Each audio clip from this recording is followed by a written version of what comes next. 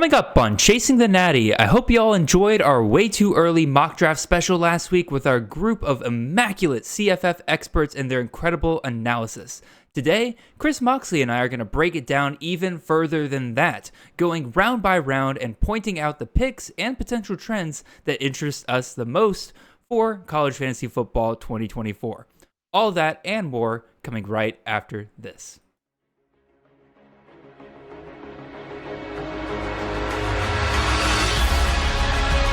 To go, breaks a tackle, he's 10, he's touchdown!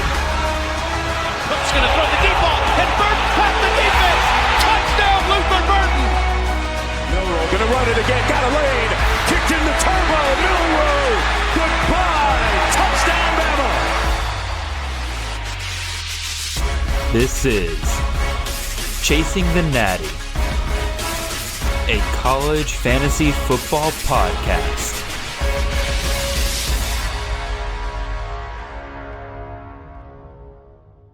All right, welcome in, everyone. This is Jared Palmgren, host of the Chasing the Natty podcast. I hope you guys are having a wonderful ride to your work on this Monday morning. We are the College Fantasy Football Podcast on the Campus to Canton Podcast Network. You can find us on all of your podcast feeds and on YouTube every Monday morning during the off-season at 6 a.m. sharp. If you want to support the great work we're doing here, head on over to campuscanton.com, subscribe there with one of our grandiose tiers. You'll find everything you need for your CFF, Devi, C2C, IDP, betting needs, whatever really you want to play during the season for college football. We got it all over there. We got rankings, we got articles, we got tools, depth charts galore as part of our C2C Winning Edge package, and even more than that. You can find me and the show on Twitter. I'm at CFF_Jared. The show is at Chasing the Natty. And the handsome fella to my right over here is Mr. Chris Moxley at Chris Moxley19 on Twitter. Chris, it has been a while. What have you been up to, man, for those who haven't been following you with Campus to Canton? Man, I can't even remember the last time we chatted on this show. You know, we were doing it 2 seasons ago, last year, I guess, depending on what you qualify as last year. And no, I'm excited to be on and chat about this draft. It's the first foray into really CFF content for the year, and it's extremely interesting to see where everybody's head is at. So yeah.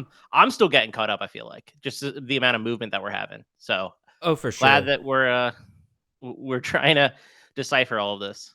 Yeah, it's a bit egotistical, but this draft over the last 3 years, I really do feel like has become the pretty much unofficial, maybe even official kickoff for the preceding college fantasy football season. It's the first time, again, a lot of us kind of get together. We really kind of take the time to dive into some of these teams, figure out who's coming back, who's not, what does the player pool look like for the next year.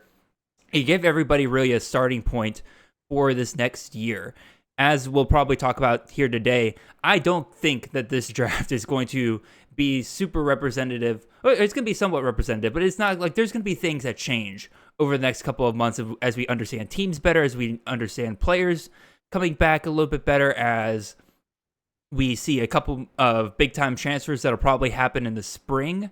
Last year's spring was a little quiet on the transfer front. Obviously, a couple of big names like Zachary Franklin leaving UTSA, going to Ole Miss, that ended up being nothing. But 2 years before that, Jordan Addison going from Pittsburgh to USC, that happened during the spring time as well. So that was kind of it's not to say that, again, things are going to change between now and August, obviously. But then again, this kind of gives everybody a one-stop shop place to look at and say, like, all right, these are the players we know are coming back. These are the players that are going to be the names we're going to be talking about over the next 8 months. So going to have a great time with it. And like I said, we're going to go round by round with this. We got a lot to look at here. Mox, you have looked at the draft, but you told me that you haven't truly dove deeply into it. So we're going to get pretty much a live reaction from you today in terms of some of these picks here. So that'll be a ton of fun right there. Let me ask you, Mox, before we get into it, some of the questions I asked some of the CFF experts and stuff like that regarding this year. What are you, how's your overall feel for the player pool this year based on the research you've done so far for college fantasy football? Running back is so deep. I feel like you can, if you choose to wait and get pretty good players around 3 and 4. I think wide receivers top heavy. I think trying to figure out where exactly the drop off is going to be is going to be pretty challenging. Like, see, I see you took Will Pauling in the third at 33 overall. Mm-hmm. I'm like, I have no idea where he's going to go in another draft, right? I have no idea if that's good or bad value because I think all the players around him are in the same tier. So it's going to be extremely interesting, I think, how that firms up as the offseason progresses. Quarterback, I felt like, I think we're basically at the point where we know who the top three are. Yes. And unless something changes, it's going to be Caden Salter, Byron Brown, and Dylan Gabriel. And I think that's probably the right order. But, I mean, I could argue any of those going as the first quarterback off the board. No, I could totally see that. Again, regarding wide receiver, I think I'm starting to separate myself a little bit because I was in the same boat as pretty much everybody, where everybody's saying like, oh, wide receiver super top heavy this year. But I started doing something with my analysis this year with college fantasy wide receivers, where I kind of set the number at 100 targets. Because pretty much if you go look at the list of receivers that got 100 regular season targets in college fantasy or in the regular season last year, pretty much all of them were CFF assets. In some way, shape, or form, at some point during the season, they were guys that you could pretty consistently rely on. And like that feels like kind of a duh thing, but like at the same time, like that gives me a starting point in terms of looking at these wide receivers and saying like, okay, who can I see a path to getting 100 targets in next year? And so far, I've been able to find like right around 35 wide receivers that have a pretty good shot of reaching that number. And so I feel a little bit more comfortable about this wide receiver class just than I did even just a month ago, in terms of like, I was the same as everybody else, where like, guys like Corey Horton, Luther Burden, Ted McMillan, Jalen Royals, Ricky White, Kevin Concepcion, that was like your top tier guys. And it was super weird after that, kind of personal preference at that point. But I don't know, I'm feeling pretty good about the wide receivers this year. I'm liking what we got. So yeah.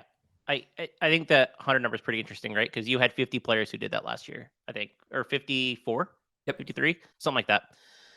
And I kind of see it shaping out that way as well. Again, like I think that Jaden Higgins pick at the second to last round that Chris K made, I could easily see that 100 targets. The same way I can see 100 targets for like Elijah Surratt. Yep. And they're 5 rounds apart. And it's just, I think it's pretty tight, to be honest, at the receiver position currently. Oh, absolutely. Again, we'll definitely get into some more of that. But first, I gave you guys my spiel at the beginning, but I got a couple of quick announcements here before we really get into it. Got to support our good friend Nicholas Ian Allen with our partnership here at Campus of Canton. His C2C Winning Edge package is probably one of the best deals out there, and it got even better as we recently released the returning production profiles. For those of you who don't know, that is basically a one-stop shop for you to go in and look at what all is returning for each team in the country. Again, that is probably one of the hardest things that we as CFF folks have to do every single year. This is like that perfect time period to do all that research, the quiet months of January and February. Well, Nick has gone and done like 95% of the work for you. You can just go in, find the team you're interested in, find out, all right, who's coming back at receiver. He also has in there the transfers that are coming in as well. So you not only will you see the percentage of players that are returning, but he also has metrics in there for you to understand how the transfers that are coming in will impact that returning production as well. So totally worth it. Absolutely go check it out. It's part of the C2C Winning Edge package over at Campus of Canton. Well worth your money if you just want a one-stop shop to figure out, all right, what all does the player pool look like this next upcoming year? So definitely go check that out. Let's go ahead and move on to the next one here. Defending the Natty. Huge success with Defending the Natty last month with me and Nate Marquise. Had a great episode there. You guys responded super well to it, so we're going to keep it going. Our next episode will be coming out February 15th. For those of you who don't know, this is the College Fantasy Dynasty podcast that Nate Marquise and I are discussing. We got a great show coming up this month, so absolutely go check that out. In addition, gotta once again plug our wonderful t-shirts over at the Campus Canton store. If you want a great way to directly support Chasing the Natty, not only by buying one of these t-shirts, but also wearing this out, making sure that your friends see it and everything, spreading the word in those ways. It's a great way for you to truly directly help the show out. So absolutely go check that out. And then last but not least, in addition to this show as well, if you have not already, go check out last week's Way-Too-Early CFF Mock Draft special. Again, 12 teams of college fantasy experts. We got a couple of people who are doubling up, like the guys from G5 Hive and the duo over from CFF Lists. So you basically hear from 14 CFF experts in this single draft special. They each go through their teams, talk about what they see, strategies that they're employing for this year. It is really a one-stop shop to really kind of kick yourself off for this next season. So absolutely go check all of that out. With that being said, Mox, enough of my rambling. Let's get into this round-by-round analysis of the Way-Too-Early CFF Mock Draft 2024 edition. Guess we'll go ahead and start off with the first round. For each of these rounds, especially for you audio listeners out there, I'm going to run through the 12 players in each of the rounds. That'll give Mox a little bit of time to kind of react and to kind of analyze from his perspective. It also let you guys know exactly what players we'll be talking about in each of these segments. So we'll start with round one here. The 101 in college fantasy football in this first draft was Ashton Gianti, the running back out of Boise State. Follow that up with Ollie Gordon, the running back out of Oklahoma State. After him at the 103 is Kadon Salter, the quarterback out of Liberty. After him, Darius Taylor, running back out of Minnesota, came off at the 104. After that, you got Byron Brown, the quarterback out of USF, coming off at 105. At 106, you got our first wide receiver off the board, Ted McMillan, the wide receiver out of Arizona. After him, at the 107, Evan Stewart, wide receiver out of Oregon. Following that, you have the running back out of UNC, Omarion Hampton, at the 108 spot. At 109, you got the running back out of UCF, RJ Harvey. At 110, you have Dylan Gabriel, the quarterback, now at Oregon, formerly at Oklahoma. After that, you have Luther Burden, the wide receiver out of Missouri, going off at the 111. And then at the 112, Emeka Egbuka, the wide receiver out of Ohio State. So, Mox, I will throw it over to you first, sir.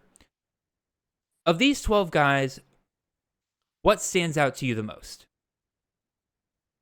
I am fairly surprised that Darius Taylor went as early as he did. And I understand the argument for it. I just think that there is more uncertainty in that backfield than maybe we're assigning credit for because we think Taylor's really good. That feels a little early for me. And maybe I'm just not I haven't gotten there yet, but RJ Harvey, is he like a first round talent, you think? I mean, you took him. Yeah. So I'm asking maybe the wrong person, but I feel like, I don't know, maybe it's just his build that throws me off. Like, he's a smaller back, and I always worry that he's not going to get that full workload. So, we'll start with Darius Taylor.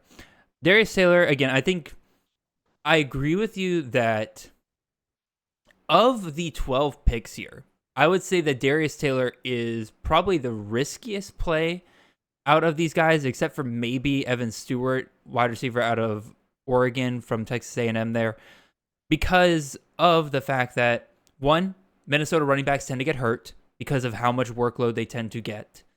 And then the other part of it is that, again, Minnesota's not been shy about bringing in running backs this year. They brought in Marcus Major from Oklahoma. They brought in Saban Gura up from the MAC. I don't think either of those guys are good enough to outcompete Darius Taylor for carries, but it sure is a question of, will they be enough to kind of knock him off the high horse of potentially getting 30 touches every single game like some of these Minnesota running backs we've seen in the past do. Darius Taylor has been a guy that we've seen get that workload. He's gotten the Muhammad Ibrahim treatment, and it is impressive that he's able to do so as a true freshman. Like, once he got onto the field, man, like, there was no looking back. He was the guy they were riding or dying until he got hurt, which is, kind of, like I said, the same old story with Minnesota running backs. So, given that history with that position, it's not super boom or bust, because if he plays, he's going to be great. Even if Bangura and Marcus Major take some carries away from him, oh no, I go from a guy getting 30 touches per game to a guy getting 20 to 25 touches per game. That's still a really good CFF asset. They're going to run the hell out of the ball, and Darius Taylor can catch the ball. So even if they do move to a more pass-heavy system, we saw in the bowl game, they're more than happy to throw the ball Darius Taylor's way. They consider him one of their most legitimate weapons they have out there. So I think given the upside and given the history of the position in terms of the value that it can get you on a week-by-week basis so long as Taylor is healthy, that warrants a 104 position. Now, given the depth of the running back position this year, I think the depth of the running back position actually both helps and hurts him, because if you want to pass up Darius Taylor and go and grab a guy in the second or third round, that's a very valuable strategy. But also, because of Darius Taylor, if Darius Taylor does get hurt and you take him, there's a good possibility you probably took a really good running back in the second and third round as well, and you're probably still pretty A-okay with that. So, again, very split thoughts in my head on Darius Taylor going as high as 104. I still think, given the upside, he's worth a first-round pick. Yeah, I think that's fair. Kind of rambled a little bit. My apologies. No, you're good. I just think I think you're right on the upside. When is PJ Fleck going to actually come to his senses and dial back his RB1's workload? Maybe never, but maybe never. It could happen. It could, especially with the injuries they've had over the last couple of years. You would think that he probably changes that up a little bit. Not to full committee, because we hate when they go full committee, but bringing it back to, again, that 20, 25 touches per game feels about right there. Now, RJ Harvey, you're asking, do I think he's a first-round pick in CFF this year? I mean, considering the fact that he was the RB6 last year in college fantasy, I'm feeling pretty good about that. I couldn't believe that when I saw that. Like, I did not realize he had such a good season. Initially, I was like, man, RJ Harvey there. Running back 6 is pretty wild, but I remember down the stretch he was so good. Yeah, like, this is how he finished last year in half PPR points. 35.6, 38.6, 22.2, 25.6. That man was like, I had him in a couple of leagues where I was in the playoffs, and let me tell you, I rode him to a couple of championship spots, man. Like, it was absolutely incredible what he was able to do to finish the end of the season there. In a year as strong as this at the running back position, I feel very good about taking RJ Harvey in the first round. I would take RJ Harvey over Amari and Hampton. I don't know if I'm there, but I'm looking at the next backs, and he probably is in that upper tier. So it's not I need to check my biases in RJ Harvey, because he burned me at the beginning of last year a little bit. No, maybe I need to go back and reevaluate, because I mean, he didn't have more than 20 touches until week 5. Mm-hmm. Then down the stretch, he was 20 plus. So I the assumption that you're making is then, hey, his last 6 weeks of 2023 is way more applicable than his first 6. I mean, his first 6 were pretty good as well. Great. Again, 25.9, 17.4, 23.1, 23. Really, the only week you're kind of disappointed by him was week 5, where he got 11.6 half PPR points. I think the other thing that we have to remember with RJ Harvey is that he's a really good receiving back. And John Rice Plumlee is not the strongest passing quarterback in the world, so dump-offs to the running back were quite common last year. I'm hoping that continues this year with KJ Jefferson as well. Maybe that changes, because I think Jefferson's a little bit better of a passer than JRP was, but even still, he's absolutely a weapon. I guess I was more concerned not with the efficiency, but the touches. Like 10 carries, 15 carries, 14 carries, 13 carries. Yep, no, fair. That's a little worrisome, but I mean, I get it. Like, obviously RB6 on the year, and he's a touchdown machine. He scored 16 touchdowns. So I get it. Yep. Maybe I need to check my biases. A couple more things. One thing I wanted to discuss here real quick is going back to the top here. Ashton G&T, Ollie Gordon. Feels like those are the top 2 assets this year, right? I don't see a draft where those 2 aren't the first 2 off the board, just given how absolutely incredible their seasons were last year. When they were healthy, of course. Yeah. I mean, that's the 2 I would take. I think I prefer Ginty, because he's going to step into probably even a bigger workload this year. And I mean, he had 220 carries last year, and I think he could get to 250. Yeah, I think I so. mean, he's the primary back, and they're going to rely on him. I think he's personally my RB1, but I understand the argument for Ollie Gordon. Oklahoma State somehow gets it done each year, but I really didn't think that team was going to be very good last year, and they turned it around pretty quick. So It was a lot of that was Ollie Gordon. I need a 30 for 30 on that Oklahoma State team last year, because that was a team that went from getting blown out by South Alabama to ending up in the Big 12 championship, which is just like that should never happen in the same season. Not sure what happened there. Maybe the Big 12 was just super weak last year. We just never really realized it. All right, let's go on to the second round here, mocks, and we'll start here. At the 201, we had Phil Maffa, the running back out of Clemson. At 202, we had Ricky White, the wide receiver out of UNLV. At 203, we had the wide receiver out of Colorado State, Torrey Horton, come off the board. At 204, you got Jalen Royals, the wide receiver out of Utah State, come off the board. At 205, Sean Atkins, the wide receiver out of South Florida. At 206, Ishmael Mahdi, the running back out of Texas State, came off at 206. 207, Kevin Concepcion, the wide receiver out of NC State. At 208, Cedric Baxter Jr., or CJ Baxter to some of you, the running back out of Texas, comes off the board there. At 209, Taj Brooks, the running back out of Texas Tech, comes off the board. At 210, Tej Johnson, the wide receiver out of Oregon, comes off. At 211, Xavier Restrepo, the wide receiver out of Miami, comes off the board. And then at 212, Devin Neal, the running back out of Kansas, is our final pick of the second round. So Moxley, looking at those 12 guys there, what strikes your interest the most? All of these receivers feel like interchangeable. Like, you could have told me that Tej Johnson went, where Ricky White went, and I'd be like, yeah, that sounds about right. They all feel like they have very similar ceilings and very similar floors. The only one, and I pushed back against this in our Slack, is I just have no idea what to think of Kevin Concepcion. Like, I really don't. I don't think his workload is going to be quite the same, or at least utilized the same. They really had no talent in that room last year. He was the only one who mattered. I'm a little less excited about him than I think the majority of drafters are. Like, I probably won't end up with much of him if he's going to go middle of the second round. I don't think it's a bad pick. I'm not quite there on him. I think that Phil Maffa pick is pretty interesting. I actually had no idea where I would rank him this year, and I kept pushing him up because Will Shipley's gone. He's the better back. Clemson has a pretty easy schedule being in the ACC outside of Georgia week 1. Yeah. But I mean, he's going to get a huge workload. Like, he could have an Ollie Gordon type season. Like, I think 250 to 280 carries is in the range of outcomes for Phil Maffa. So I really like his floor. And I think he has, obviously, the ceiling. So let me start with Kevin Concepcion, because I'm kind of with you where, my initial thought was, okay, Kevin Concepcion, he's, one of the 6 elite wide receivers coming back this last year.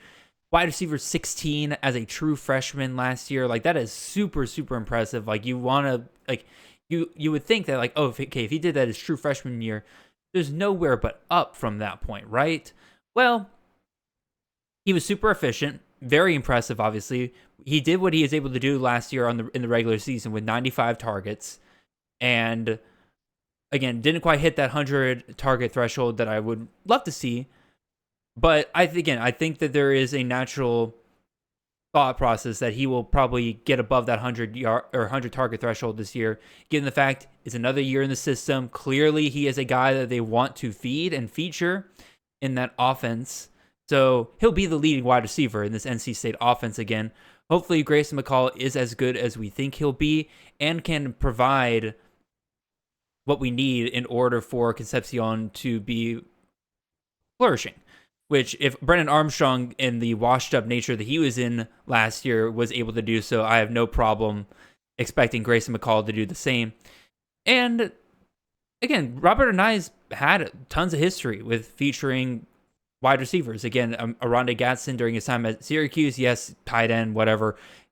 Aronde Gatson was a wide receiver for them and was very good for them as a wide receiver.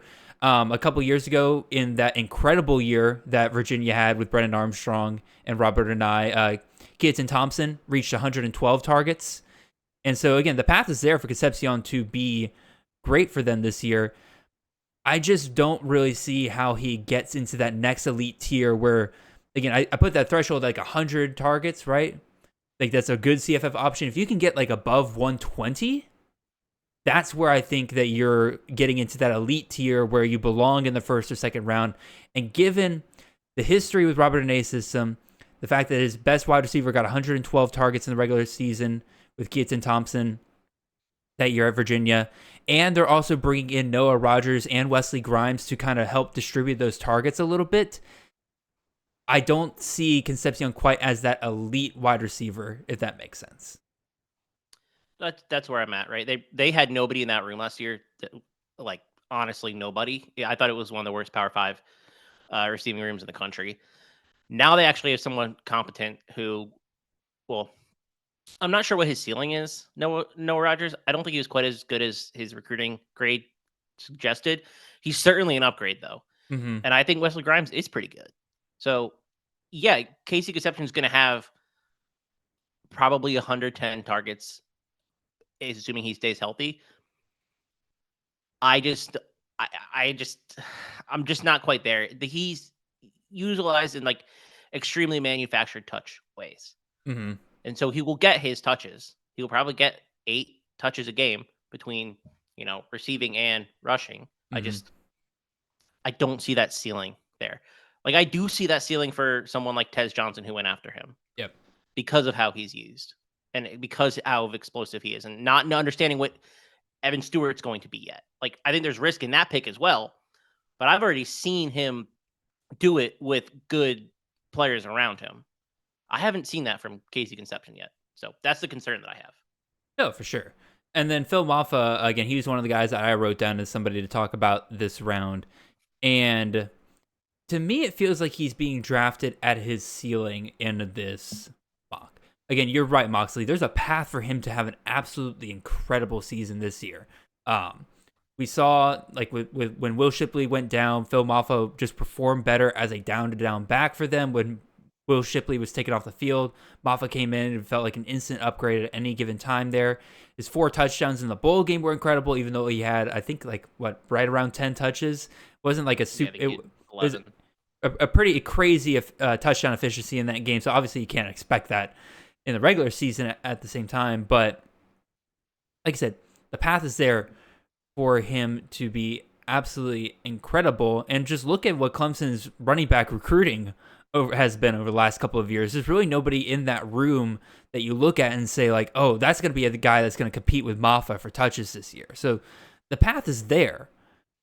But it's one of those things where we haven't quite fully seen it yet. And we've seen him kind of go up and down in terms of the touches. Again, Will Shipley being a factor there, of course. But I don't know. When I did my research here and I kind of try to project what he could probably do next year, the highest I could get him to finish in last year's rankings, if he had a better season last year, was around RB17. Here, I think he is like, what, the 7th or 8th running back off the board here. And so I think this is probably a little bit rich for my taste. But also, again, if you're a believer in Maffa, I think you're going to be perfectly comfortable taking him around this range. Yeah. No, I get it, right? I'm talking I got both sides of my mouth, right? Like, I'm like, well, this player hasn't done it yet, so I'm a little concerned. Then I'm projecting Maffa to seize the workload, right? He had 179 carries last year. I think he's getting at least 250 more. Yeah. Like, at minimum, you give him 50 more carries. And they're not gonna throw with Cade Klubnik. I don't think. I think they're just gonna game manage it the way they can. So I am projecting a big jump. Yep. But if he does not take that big jump, then this is a very risky pick. I think the best back in the backup is the true freshman that's coming in that are James Canton recruiting team so high on. David, I think it's pronounced Ezumome or Ezumome. I'm gonna get it wrong. but we really like him. But still, as a true freshman, they're not just going to hand the reins to him. Yeah. So yeah, I expect Moffa to be pretty good, but there is risk. No, yeah, absolutely, for sure. And then a couple of guys I wanted to touch on here were Devin Neal and Taj Brooks. I feel like those two are going to rise compared to like where Maffa and Ishmael Mahdi. Like Ishmael Mahdi and Maffa to me are going to come back a little bit, given that there's a little bit of unknown there. Mahdi and Texas State. Texas State's bringing in a lot of running back transfers, so it kind of tipping the hand that they probably don't want to make him the future, or they want to make him the number one back, obviously, but they don't want him to be that guy that they're getting 25, 30 carries to every single game here. Meanwhile, Devin Neal and Taj Brooks, like, what's changing from them from last year? I mean, Taj Brooks finished the season incredibly. His second half of the season, he was at a running back 16 pace, which is extremely safe for college fantasy. I think people are going to value that, and he'll rise up a little bit. Devin Neal was a top 10 running back in CFF last year. Again, I believe the OC is changing a little bit this year, but as long as Lance Leopold's there, they're going to ride Devin Neal a ton over there. So I feel like he's another very safe guy. That's probably, people are going to put them both over guys with a little bit more risk, like Maffa, like Mahdi, and even Cedric Baxter, who, as much as I like him, I have as my RB5, given the Sarkisian back's role. We're not 100% that, Jalen Blue maybe can't have himself a great spring and maybe he overtakes Cedric Baxter. We'll see. But Neal and Brooks, I think, will rise up a little bit here and get themselves a little bit earlier into the second round. What do you think about that, Mox? I don't know. I actually think the loss of Andy Kotelnicki for Kansas is pretty big. Okay. So I don't know what that offense is going to look like. And I wonder if the efficiency drops. Like, it's still Kansas, right? Like, that's the concern, that they are, generally speaking, overmatched in most games, especially along the lines of scrimmage. If the system isn't quite up to par, then I think you could see him fall back a little bit. So that's the concern I have there. And then, I mean, Taj Brooks had, I don't know if he led the country in rush attempts last year, but he had to be pretty close. I mean, he had games of 30, like, consistently, just like 30 carries over and over. I wonder if they dialed that workload back a little bit just to keep him healthy. I don't know. To be honest, I think he reached his peak last year. Like, I'm not sure there's higher for him to go, is my concern. But that's not a bad spot to pick him either. Like, who else? What other running back do you think has that 290 like potential to repeat? So I don't mind that there. I should have brought up Baxter early. I think that's a little high for him. Okay.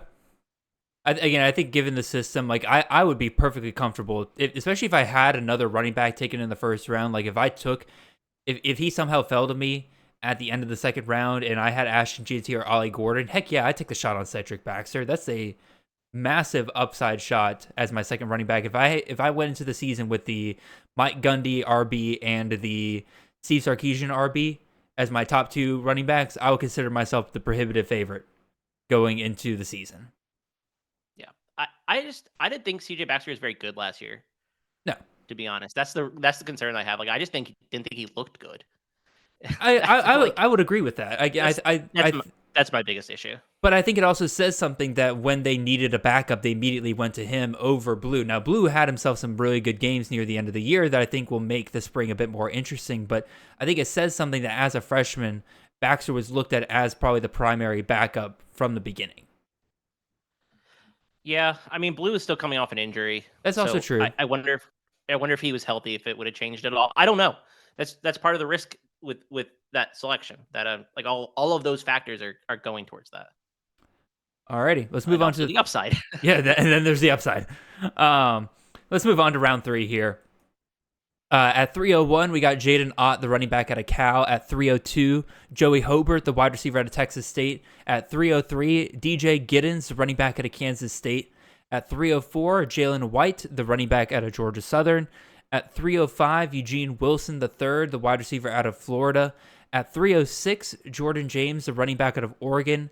At 307, Pofele Ashlock, the wide receiver out of Hawaii. At 308, Haynes King, the quarterback out of Georgia Tech.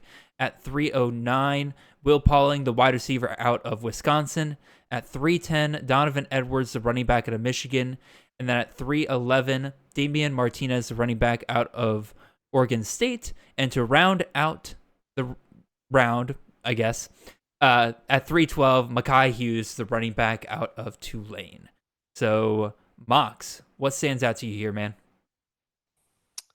I like the Joey Hobart selection a lot. I think that offense is just gonna keep clicking, basically. I love the DJ Giddens selection too. I think Giddens could end up in the second round this year. I just think he's sure. a really, really talented player, and we've seen backs of all sizes succeed in that offense. So not super concerned. I know they're changing some stuff offensively, but I think it also says something. Sorry, go ahead. No, I just think that it'll be consistent enough. I think it also says something that Trayshawn Ward transferred out again at the end of the year. I think Giddens is way better than Ward. Yeah, no, I agree. Giddens is better, but like Ward not only said like, okay, I'm going to be relegated to the backup now. Like he just said, I'm out. Like I'm not going to compete with this guy. So for sure, and he has some great games at the end of the year. Oh yeah, and he's a good receiver too. Oh yeah. So I think you're getting a lot of value with him. I mean, 29 receptions and 223 carries, 250 plus, and he wasn't the featured back in a lot of games either. Like he only had more than 20 carries outside the bowl game 3 times. So I think there's a higher ceiling there for him. I think he's a pretty darn good player too. The only concern I have with taking Haynes King here, and I don't think he's better than the guys that go like 5 rounds later. Mm-hmm. I understand the upside. I thought he actually played really well last year at Georgia Tech, but man, I don't know that I would have pulled the trigger there. I think I would rather have waited personally. I think there's 2 things going on here. One, this is the first quarterback taken since the first round. So you're talking about almost 15 or longer than that. You're talking almost 20, 23 picks since the last quarterback was taken. I bet the person who took Haynes King here was kind of anticipating that this late third round was where some of these like second tier quarterbacks outside of the top 3 guys were going to start coming off the board.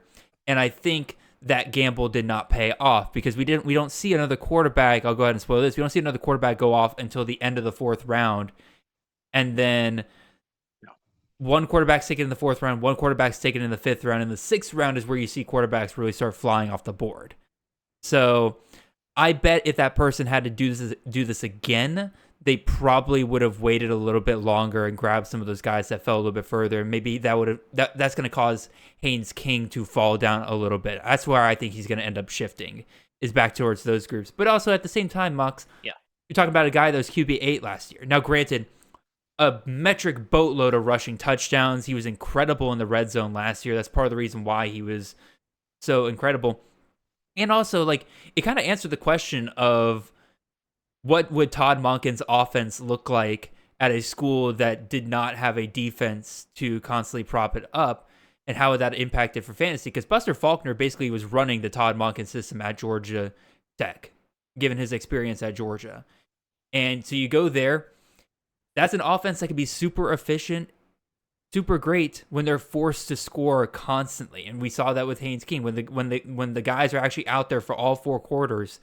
Is incredible for fantasy. So if you believe in that again, obviously Haynes King is a great pick here. I just think he'll end up sliding a little bit more probably in the next draft.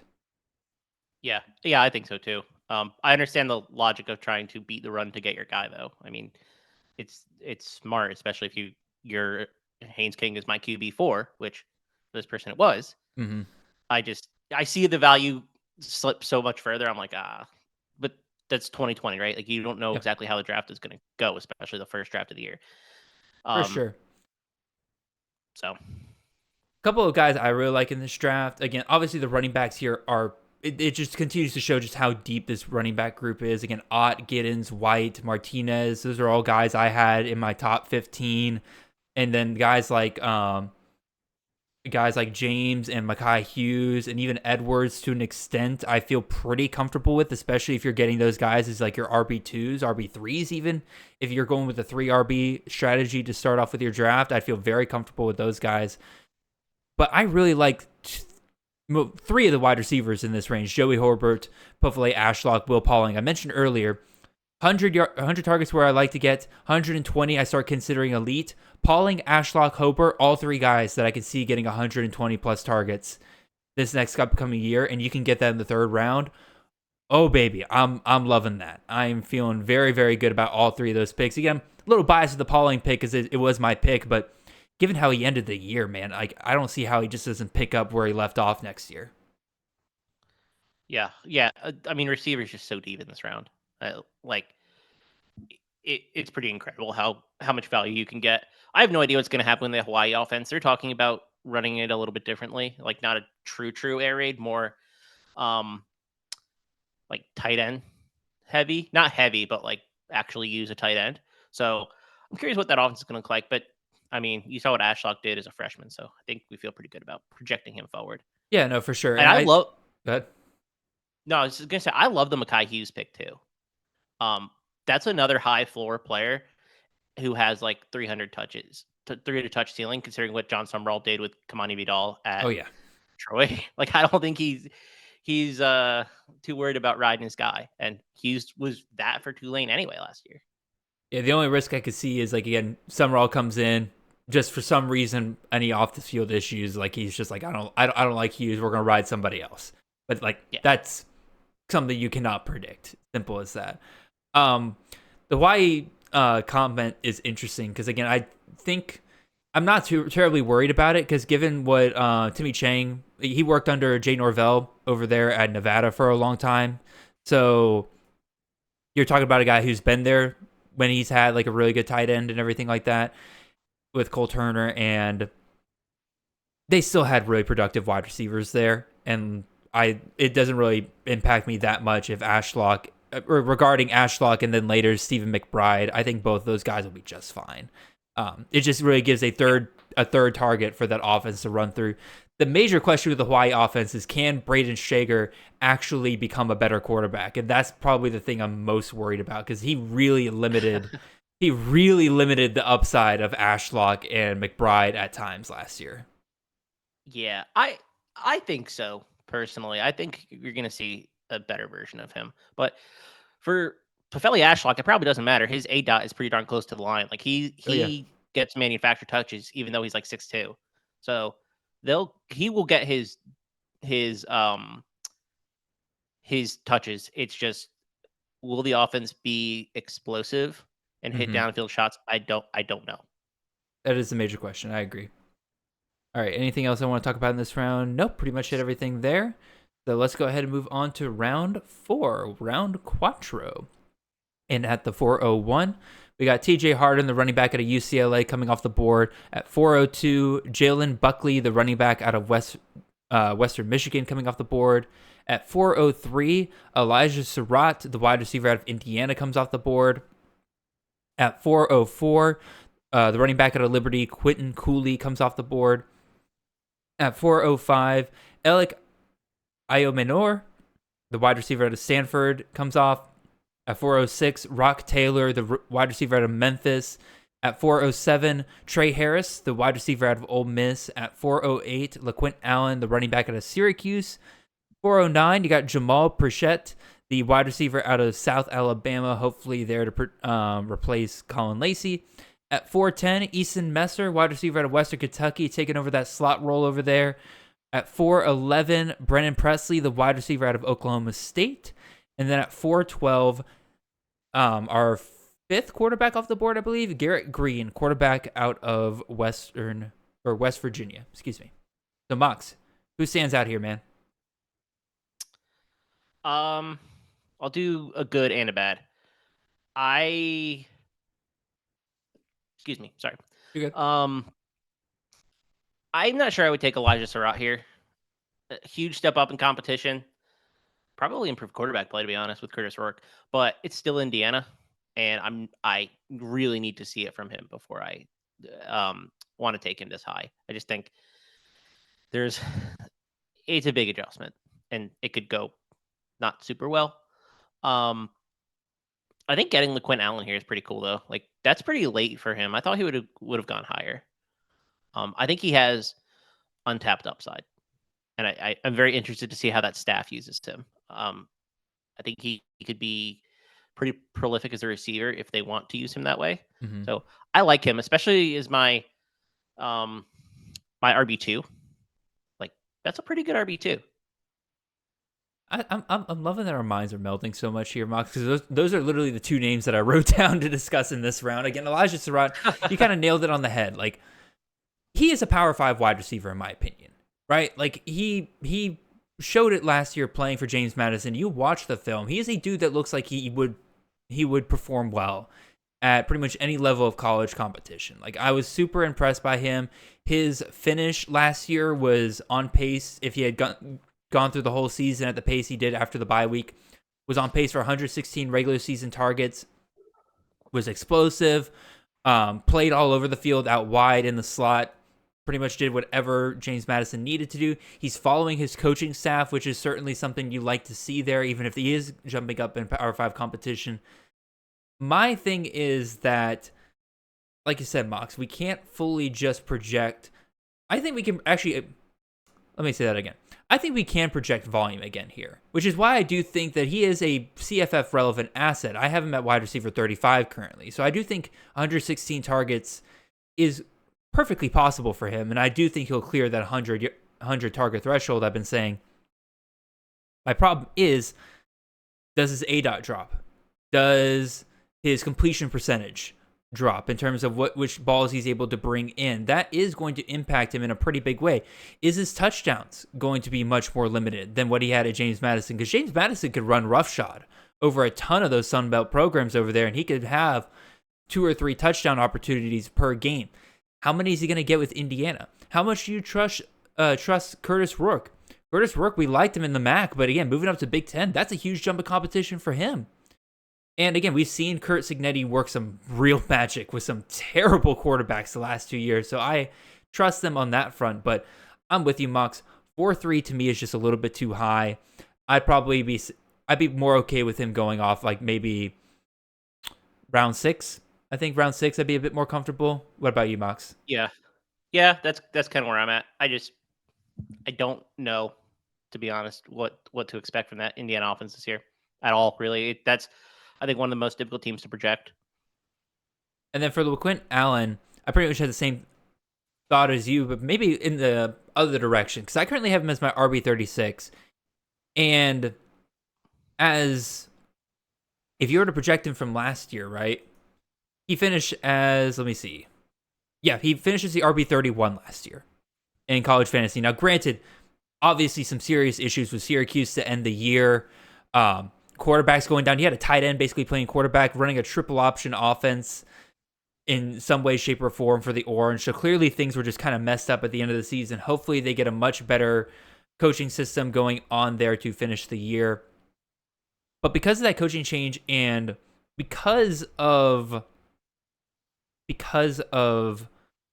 us not really knowing the play calling tendencies of pretty much anybody on that staff, because pretty much all of these guys have not held head coach positions. I believe one of the co-offensive coordinators has had play calling duties before, and when he did, it was a committee approach at the running back position, which I don't think that's set in stone. I think they'll recognize that Quint Allen, they were able to get him to stay. They're not able to get him to stay unless they tell him, like, hey, you're still going to be our guy for the most part there. So I'm pretty much at the point where, like, I think he'll probably do what he did last year. Maybe a little bit more spread out to where it's not quite as front half heavy, falls off towards the end of the year. Maybe it's a bit more evened out throughout the year. So instead of getting 30-point games in the first part and then 10, 15-point games second half, maybe it's about 20 consistent across the board there. And then I probably decrease it just a little bit just because of the uncertainty. That's pretty much how I arrived at RB36. So I think so. He goes RB18 here. Yeah. Which I think is probably where I will have him ranked. But the reason that I like him probably more than maybe consensus is this is Syracuse schedule in 2024. I forgot Ohio, about their schedule. Their schedule is cake. Georgia Tech, Stanford, Holy Cross, UNLV, NC State, tough matchup, and it's in Raleigh. Pitt, Virginia Tech, who we think is improving, Boston College, Cal, UConn, and then Miami to end the season. Which defense there really scares you? NC State, Like probably. really scary. Probably NC State. Probably NC But State. everything else, Miami's got some talent on their defense. Again, they just haven't shown that they've been able to push that talent to like, or they haven't maximized that talent yet. I think they'll shut down Allen. I think NC State can shut down Allen. But that's a pretty darn weak schedule. I forgot about that schedule. That is pretty insane. You're probably right. That'll probably warrant bumping him up slightly. But again, just like a little bit of uncertainty there. Again, because of how deep this running back class is, right? Like you can have a little bit of uncertainty with a guy, and suddenly they drop like 6 spots because you're like, okay, that little bit of uncertainty makes me feel better about the 5 guys behind him because they're all so close together. What's funny is I actually think he's the last of his tier. The next group of running backs that go off, I think have more questions than he does. Really? Because when we get there, we can. There's some guys in this next round, this is a great segue. There's some guys in this next round that I very much like at running back. So we'll take a look at this. At the 501, not a running back, or some people might say that he is. Thomas Castellanos, the quarterback out of Boston College, comes off the board. At 502, Quali Conley comes off the board, formerly from San Jose State. When we did this draft, he was still at San Jose State, and Brett Brennan had not been hired to Arizona yet. To give you guys a little bit of context as to when this draft was. At 503, Quinshon Judkins, the running back out of Ohio State, comes off the board. At 504, Will Shepard, the wide receiver out of Colorado, comes off the board. At 505, Eric Singleton, the wide receiver out of Georgia Tech, comes off the board. At 506, Jaquavius Marks, the running back out of Southern California, comes off the board. At 507, Mario Anderson, the running back out of Memphis, transferring over from South Carolina, he comes off. At 508, Malik Sherrod, the running back out of Fresno State, is there. At 509, Gavin Sawchuk, the running back out of Oklahoma. At 510, Ontario Brown, the running back out of Northern Illinois. At 5'11", Zachariah Branch, the talented wide receiver out of USC, comes off the board.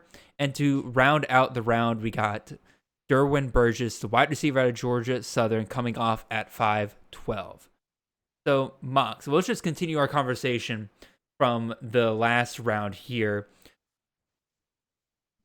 I personally am a big fan of guys like Malik Sherrod and Gavin Sawchuk in this range. And if Quali Conley was still at San Jose State, I would put all 3 of those guys above LaQuint Allen. I think those are especially Sherrod and Sawchuk, those are the values of this round here, right? Like Sherrod was absolutely on fire to end last year.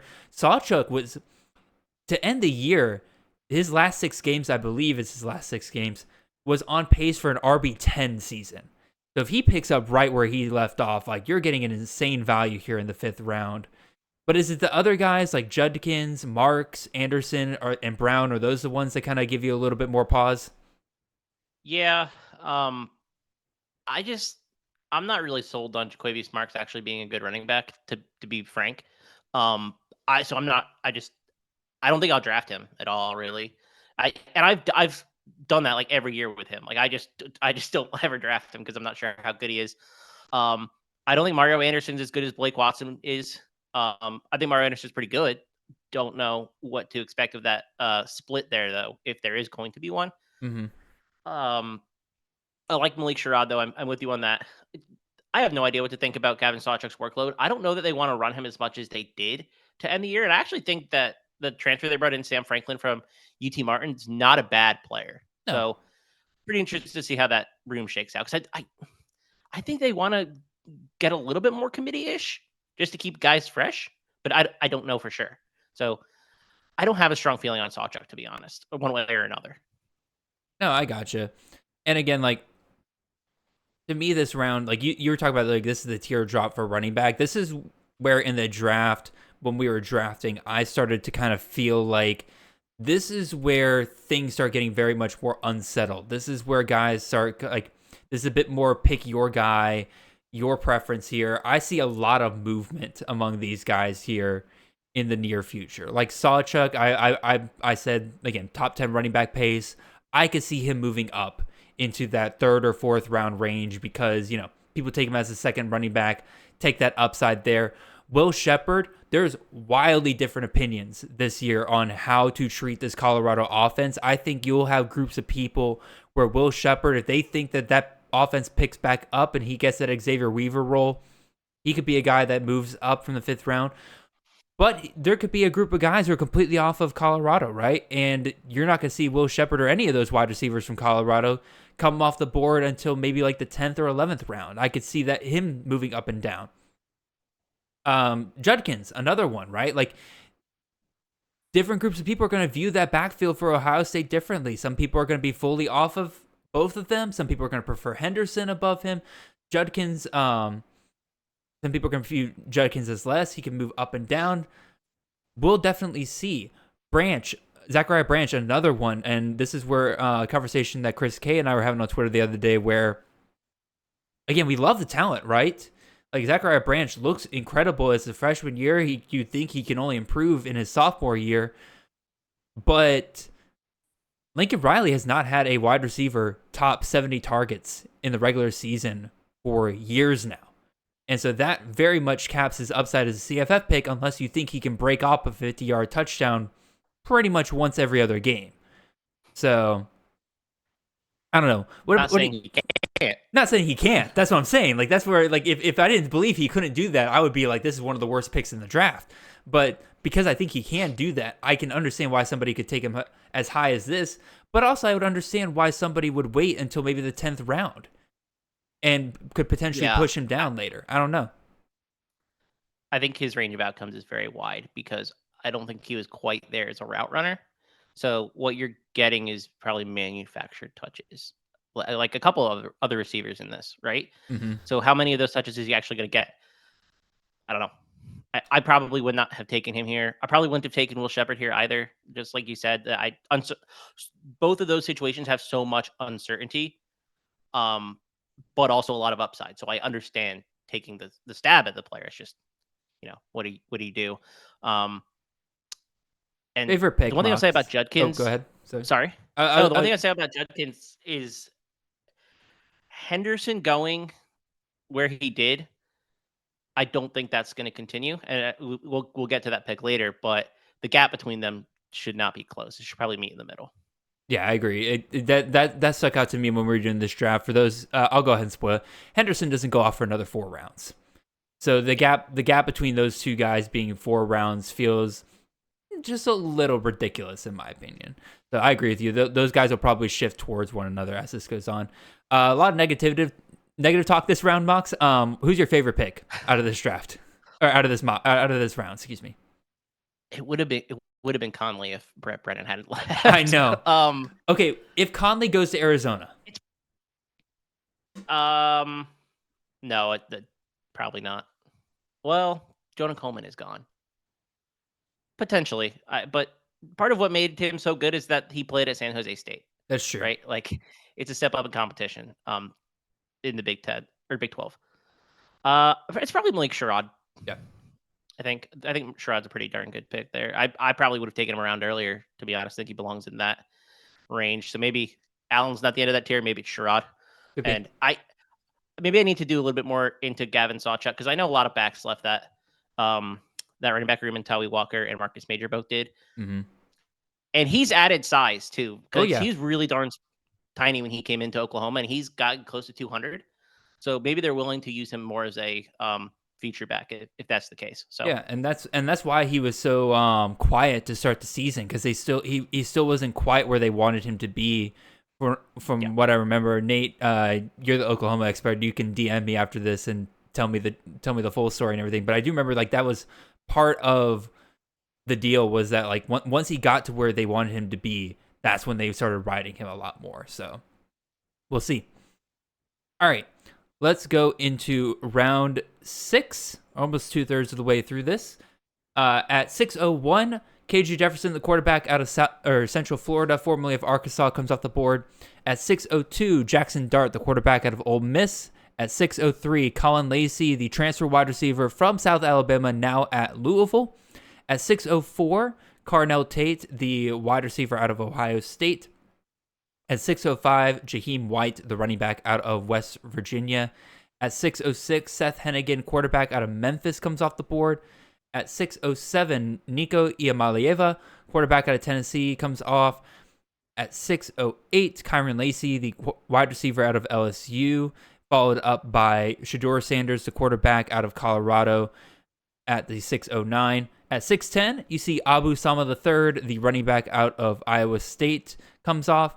And at 6:11, Riley Leonard, the quarterback out of Notre Dame, formerly of Duke, gets taken. And then at 6:12, to round out the round, Elijah Badger, the wide receiver out of Arizona State, finishes us up. So, Mox, what stands out to you here, man? Okay, I'm going to be a little more positive this round because I actually like a lot of these picks. I love some of these picks. Yeah, I mean, I like KJ Jefferson at first. Like that's a good value, I think, for him. Getting him in the 6th round. Jackson Dart too. Seth Hennigan. I mean, I think he's gonna have a huge year at Memphis. Nico Iamaleava, him as well, right? Like even if he isn't quite there as a passer yet, you saw in the bowl game he's willing to use his legs. I'm not sure. I think Abu Sama goes much higher as the season progresses. Really? To be honest, all season progressed. Yeah, I do. What is the like? Why wouldn't he? I guess I don't understand why he like 6th round. Maybe that's fair, but I think he set up for like a pretty good season. I think the main thing that puts me off a little bit, because again, I like him a lot. Like, where do I have him ranked? I have Abu Sama. Oh Jesus! Oh God! I have him at RB. I got him at RB 47. Maybe I wasn't as high on him as I thought I was. But here's the thing with him, right? Like, he is so up and down. Again, granted, he's a true freshman, right? Like, you think this is gonna even out, right? But like, he went from having games of 10 yards per carry to all of a sudden the very next week it's less than 2 yards per carry, back up to 17 yards per carry against Kansas State, and then in the bowl game against Memphis, 0.3 yards per carry. Like, he has himself some real bad dud weeks. And again, hopefully that improves as he gets another offseason of rep as the clear number 1 guy maybe for this Iowa State offense. But even so, like, that's kind of what puts me off a little bit. And I think there's plenty of people out there that look at that inconsistency and say, maybe not quite for me. That's kind of the argument against Abu Sama. Now, I think 47 probably a little bit too. I'm probably a little too harsh on him there. I think that was probably one of those things where, like, as I'm doing my rankings, I just kept putting guys like ahead of other guys, and I didn't realize that Abu Sama was kind of falling down a little bit. If I had to be honest, probably let me do this real quick. Yeah, I put him mid-30s. I'd be okay with that. Yeah, he went RB 28 here. Yeah. The reason that I think that I am higher on him is he had double-digit carries once in the regular season. Mm-hmm. Like 16, the last week of the season when he went for 276 and 3 versus Kansas State. That was the one time he did it. Yep. I don't think there's another back in that room that's nearly as talented as he is. They brought in Jalen Jackson from Eastern Michigan, but Cartavius Norton's gone. Yep. He's going to Charlotte. And then who's the other one that transferred out? Eli Sanders. Yes. So I think he gets 100 more touches, probably more than that. Yeah. He only had 84 carries last year. Like, I think he was super efficient, like 7.3 yards per carry. He's not going to continue. But I'm a really big believer in this Iowa State offense in 2024. So I want the running I can back buy that on that team. I just think they're primed for success, to be honest. I think that they're in a really good situation. I think I will have a lot of Abu Sama if he's going to be going in this range. Like, I can make the case he should have gone around earlier, I think. Yeah, I would say it's definitely going to be interesting next year. They basically return everybody. Like, you get Noel and Higgins back at receiver. Abu Sama was their lead guy to kind of end the year there. Wide Norton transferred out and everything like that. Rocco Becht, I think, people are kind of starting to turn their heads a little bit, and Becht might be a better quarterback than a lot of us were kind of giving him credit for to start the season. For sure. So I agree with you. That offense will be very interesting. Going back to these quarterbacks here, you kind of touched on KJ Jefferson. KJ Jefferson and Jackson Dart, if they continue to go in this range, I'm going to have a ton of them this year. I love this value right here. I was ready to draft either one of them in this round if they fell to me. Unfortunately, they went 2 picks ahead of me and 3 picks ahead of me. So I missed out there. I ended up grabbing Carnell Tate. I like every quarterback. Yeah, every quarterback in this round. Well, Shador, I'm a little worried about, but like Hennigan, I actually was going to say Riley Leonard is the one that I'm more concerned about. Okay, anyway, Hennigan, that was a QB 14 last year. You get him in the 6th round. I like that. Nico Iamaleava, you touched on earlier.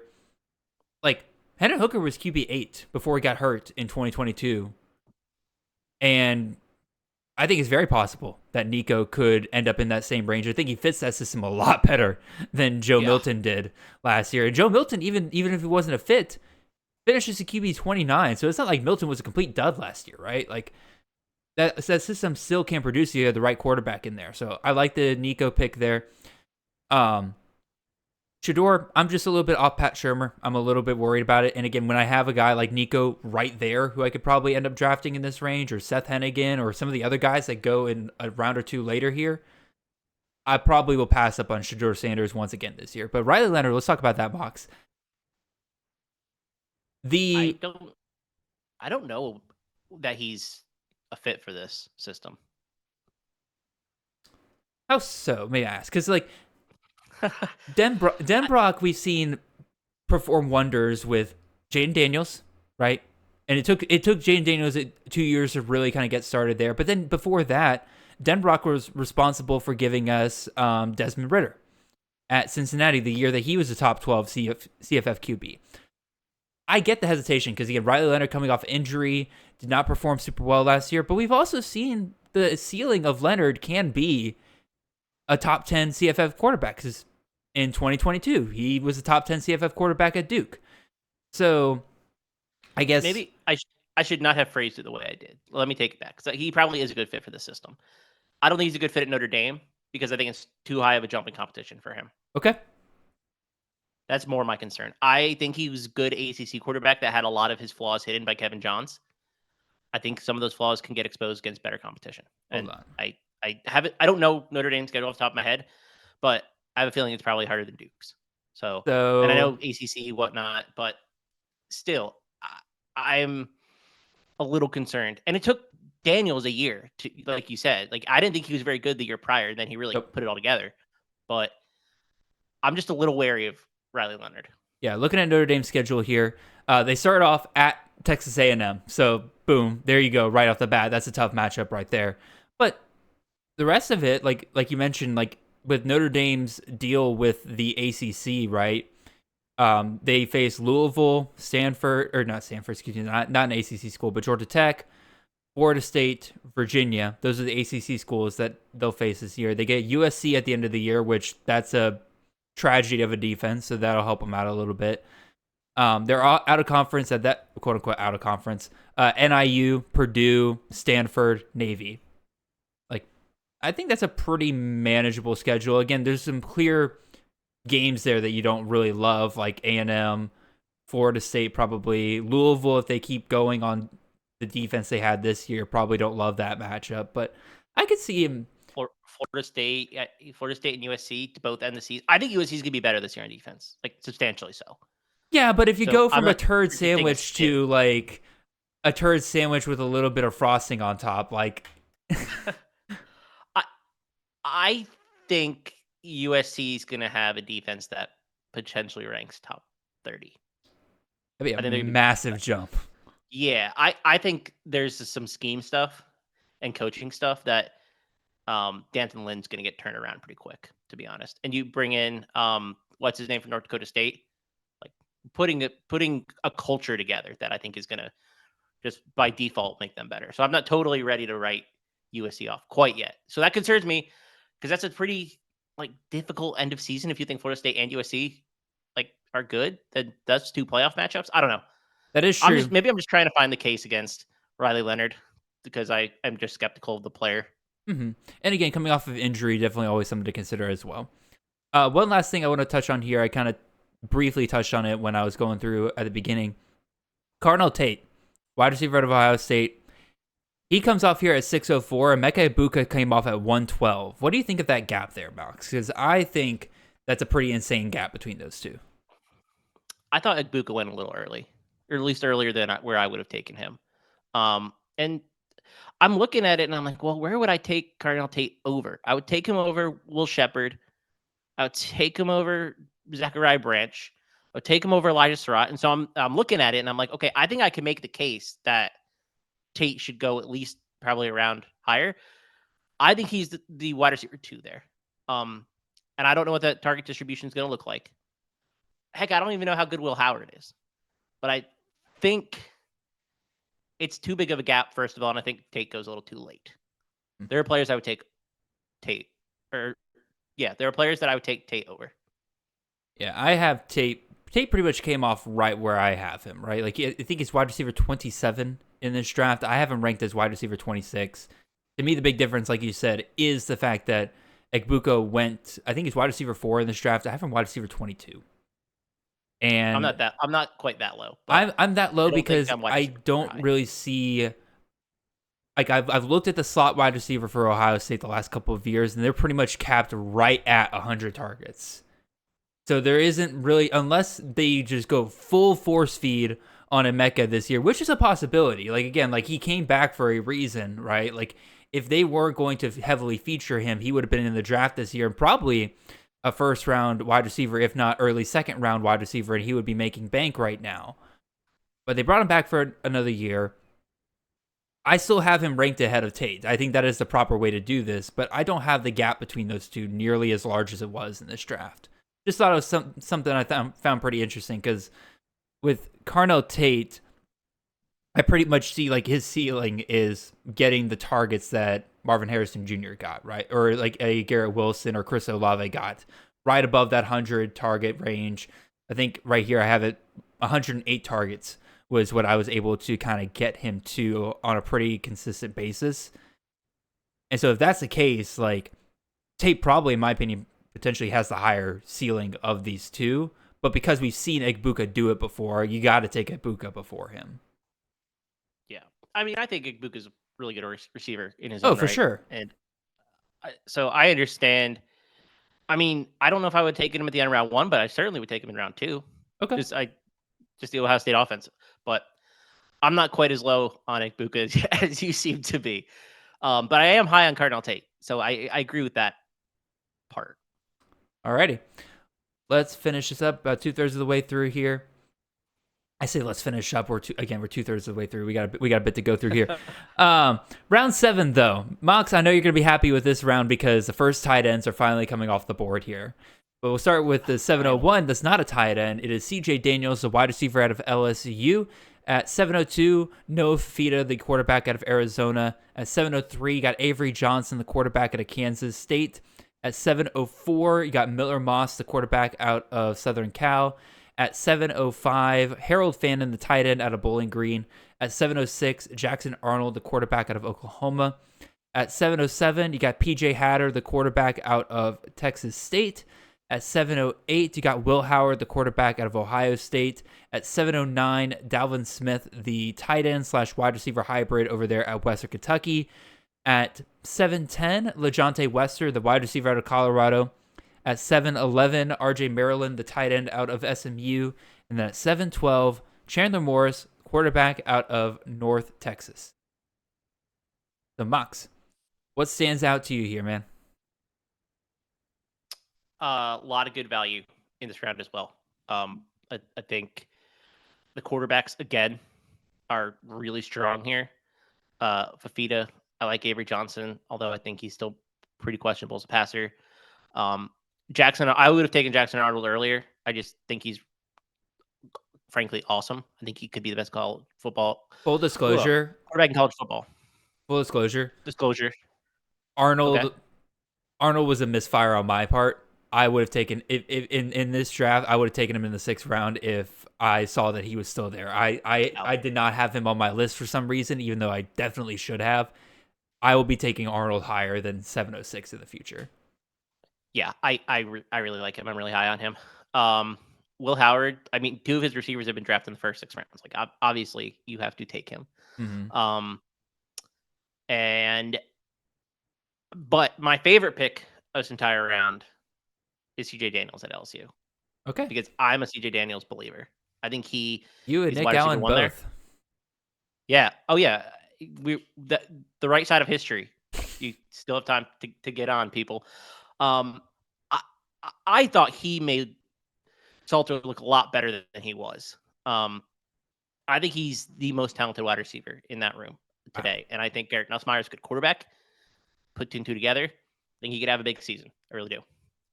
So I love taking him there. I really like all the picks in this draft. I know you have to take a tight end per your rules. Yes. Harold Fannon's, I mean, I don't know. You can create a better case for him being the tight end 1, but it also kind of tells you how weak the tight end class is this year. So it's interesting that you say it's a weak tight end class, you being the tight end guru of everybody, because a lot of the guys in the Way Too Early Mock Draft special were talking about how deep the tight end class is, and I think it's a matter of perspective, right? That's Like we don't have a Brock Bowers, we don't have a Michael Meyer, we don't have those Aronde Gadsden types, right? That are like clearly above everybody else, worth taking in that first, second round range because of just how much they were above the competition. But I kind of agree with the rest of the guys that in terms of like that next tier of guys that you feel pretty comfortable with, that you're willing to take your shots on, I would say this class is probably a little bit deeper than last year. Because again, we'll see as you kind of get into some of these tight ends in the next couple of rounds, man. Like, I'm pretty comfortable with almost all of these guys as my tight end 1. Now, I think that there's still kind of a small tier break at the top. Because like looking at my tight end rankings, like, Dalvin Smith, to me, as long as he holds a tight end eligibility, he is the number 1 tight end for me. Like, again, he is... Yeah. Like, that Western Kentucky offense passing so much. I mean, again, you can't take too much away from one game, but his utilization in the bowl game against Old Dominion tells me that they are going to heavily feature him moving forward. I feel pretty confident in that. He plays a lot on the outside, and we've seen that Western Kentucky offense feature the outside sometimes as well, in addition to the slot. I think he'll be too talented to ignore. Holden Willis is another guy that I'm pretty comfortable with as a top 3 tight end because, again, like they lose Elijah Metcalf there at Middle Tennessee. They're still going to go bombs away week in and week out over there. So if he becomes the number 1 guy at Middle Tennessee, it's going to be hard not to have another receiver at tight end. And then also, again, I'm a big fan of bringing back Luke Lachey, who is not taken in this draft, by the way, which blows my mind. But I think, and then Harold Fan, I think those 4 to me are kind of like the slight 1A tier. And then there's a bunch of guys behind him that I'm comfortable with, but not as excited as those guys.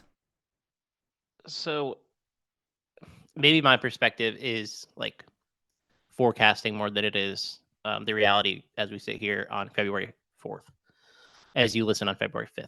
Mm-hmm. I think Willis has a better shot to hold tight end eligibility because he played like 20 snaps in line last year. But he's listed as a wide receiver on that roster for the 2nd straight year. Mm-hmm. Dalvin Smith is listed a wide receiver on the Western Kentucky roster. Took 0 inline snaps last year. Yeah, I'm not sure that either of those guys are going to maintain eligibility. I think Willis has a better case. So that scares me because those are 2 players who are top 5 at their position, absolutely, assuming they keep eligibility.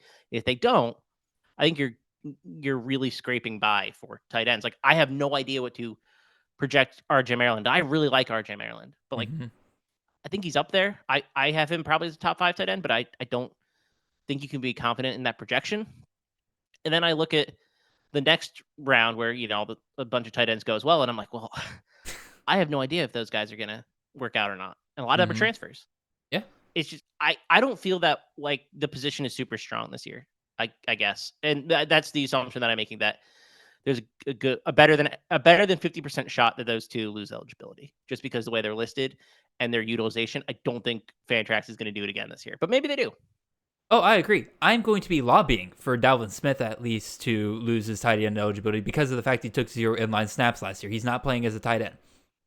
No problem there whatsoever with that. Holden Willis, I need to look to see what kind of snaps he had last year. If he took really more than I'd say if he took more than 10% of his snaps in line, I'm okay with him keeping tight end eligibility at that point. He took 6% of his snaps in line. All right, then, Mr. Willis, you're a wide receiver, sir. But at least he did something versus like Dalvin, like it's just Yeah. nothing, right? But as long as they do have that eligibility, it'd be malpractice not to take them. Just exploit the system. Exploit the That's all system. you gotta do. So, a couple other things we could talk about in this round here. Again, you kind of touched on with the quarterbacks, right? Like this is where we're seeing a lot of guys who are replacing CFF legends, right? Like Avery Johnson replacing Will Howard. He was a top 12 QB last year. Miller Moss replacing Caleb Williams. Jackson Arnold replacing Dylan Gabriel, right? Like, and you can kind of say Will Howard in a way because he's replacing Kyle McCord, but he's really replacing as well guys like Justin Fields and CJ Stroud, where we know when they have the right system, a quarterback in that system, that can really take off over there. So that's what I think also kind of makes this quarterback group right here so strong, is that all of these guys right here, because of the system they play in, have the potential to be top 12 quarterbacks on the year. The problem is with a lot of them, we just haven't seen enough out of them to really believe in them that much. Yeah. So yeah, but I have honestly no issue taking them here either because of that reason, right? It's like the upside here is top 5 at their position. Yeah. The upside for some of them is QB1. Yeah. And for a lot of them, like for a lot of these teams that are drafting these guys in this range, these are QB2s on their team. Yeah. So Josh Chevalier, who grabbed Caden Salter in the first round, has Avery Johnson as his QB2. Like, there's a potential that he has 2 of the top 5 QBs on the year on his roster right there. And because they're just so far spread apart. But that's what you want in a range like this. So we'll see. Yeah, you can get somebody safe later. Somebody that's kind of what to expect. But I like some of the swings. And I love what Froton did here too, of going Nico Imalieva and Jackson Arnold. Like, that's probably a strategy that I will be doing as well. Yeah, I would salivate over those two for sure if I had them on the same team. All right, let's go round 8 here, Box. Starting at the 801, Squirrel White, the wide receiver out of Tennessee. 802, Jaden Higgins, the wide receiver out of Iowa State. 803, Holden Willis, we just talked about him, that tight end wide receiver hybrid over at Middle Tennessee. 804, Jalen Daniels, the quarterback out of Kansas. 805, Cole Wilson, the wide receiver out of Texas State. 806, Jake Brittingstool, the tight end out of Clemson. 807, Oscar Delp, the tight end out of Georgia. 808, Preston Stone, the quarterback out of SMU. At 809, Benjamin Urasek, tight end, currently in the transfer portal, choosing between Texas and Georgia. At least that was the last word for him. At 8:10, Noah Smith, wide receiver out of Sam Houston, comes off the board. At 8:11, Justin Jolie, the tight end out of NC State, formerly of UConn, comes off the board. And to finish out the round, Kobe Hudson, the wide receiver out of UCF, comes off the board at 8:12. Quick PSA, Noah Smith will not be going this late in any draft moving forward, because I do think there was a legitimate question of whether or not he was returning next year, and it looks like he will be returning for one last year with the Bearcats. I can promise you, I will not let him fall this late moving forward. I have him as a top 10 wide receiver now that I know that he is back. Again, past 120 targets, that's a quick way to get into my top 15 wide receivers, and I like Noah Smith quite a bit. So, I don't think he's going at 8-10 moving forward, y'all. Anyway, Mox, back to you, man. What are your thoughts on the players here? Again, I alluded to it, but still lots of questions at tight end. I don't know. It's just hard. It's just a very tough position to predict year over year. And I think you have to take a tight end in this draft, but still, I think there's a lot of questions I have. I love the Jaden Higgins pick. Might be my favorite pick in the whole draft, to be honest. I think that he's for a pretty big season as well. I like the Noah Smith pick, obviously, and Keegan Shoemaker, who was their quarterback last year, was terrible. Mm-hmm. Like he stinks out loud, man. But they bring in Jace Bauer, who I think is at minimum an upgrade. Oh, for sure. So it'll be interesting to see what that passing offense looks like, because in my opinion, it can only go up, and Noah Smith is a huge part of that. Crazy part is that Shoemaker was an Daniels. upgrade over the guy they had before. And oh, gosh. The first couple of weeks for Sam Houston was literally some of the worst offensive football I've ever seen in my life. Well, it was Grant Cannell playing, and then Shoemaker playing, and then he looked terrible, and it just was a mess of it. Yeah. Anyway, I think these are two very high upside players. I don't really know how to approach them for two different reasons. One, Jalen Daniels. I think we know what the upside is. Yep. A little worried about the offense. Turnover, the same question I had about Devin Neal. And then his weird injury last season. Mm-hmm. I think he's going to be fine, but it was such a weird, is he coming back? Is he not coming back kind of situation? Mm-hmm. I assume he'll be healthy, but I don't know, kind of weird vibe. And then Preston Stone, who I think will also be healthy, but he did break his leg at the end of November. So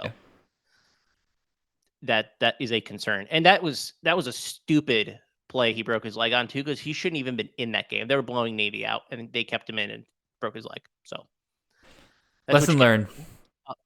Yeah. And I do think based on last year, we really need to be better about taking into the account those late season injuries. Because think about Cameron Rising, right? Think about Curtis Rourke. I was drafting Rising. I've learned my lesson. I know, that's what I'm saying. I'm not specifically talking about you, Mox. I was drafting Rising where he was going as well. Rourke, I was drafting him as well because they kept telling us Rourke was going to be fine. Rourke was going to be great. He is going to be 100%. Dude, the moment we watched him start playing for Ohio in week 0, we knew for a fact, this is not the same Rourke. He is still recovering from this injury. I don't know what kind of propaganda they were trying to push out. And he got hurt. And he got hurt in week 1 too. I'm with you. I am not buying late season injuries anymore. I'm just not.